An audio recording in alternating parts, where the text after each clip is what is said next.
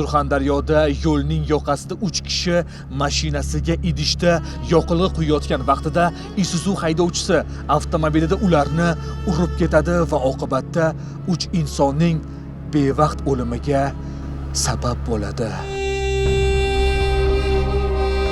Ma'lum bo'lishicha, sudlanuvchi erkak 1966-yilda tug'ilgan, voqea esa 2024-yilning oktyabr oyida sodir bo'lgan. Mashinamdan tushganimda yerda yotgan 3 kishiga ko'zim tushdi. Holatdan sog'lig'im yomonlashganligi sababli avtomobilimga o'tirib voqea joyidan ketib qoldim, deydi Isuzu haydovchisi sud majlisida bergan ko'rsatmasida. Sudda qaradim, bir kishi yotibmi, 2 kishi yotibdi. Kalam buzib ketdi. Qotib qoldim. Ming afsuski 3 nafar erkaklar mashina urib ketishi oqibatida olgan jarohatlari sababli vafot etadi. Mazkur holat bo'yicha sud ishi jinoyat ishlari bo'yicha Boysun tuman sudida ko'rib chiqildi.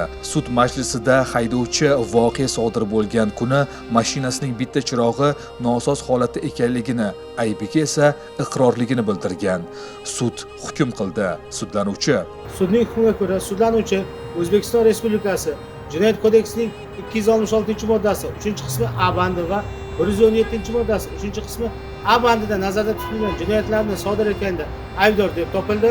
Jinoyat kodeksining 59-moddasiga asosan unga nisbatan 3 yil muddatga barcha turdagi transport vositalarini boshqarish huquqidan mahrum qilish jazosi va 9 yil 6 oy muddatga ozodlikdan mahrum qilish jazosi tayinlandi. Hech bir haydovchi men bugun avtohalokat sodir etaman deb ko'chaga chiqmaydi.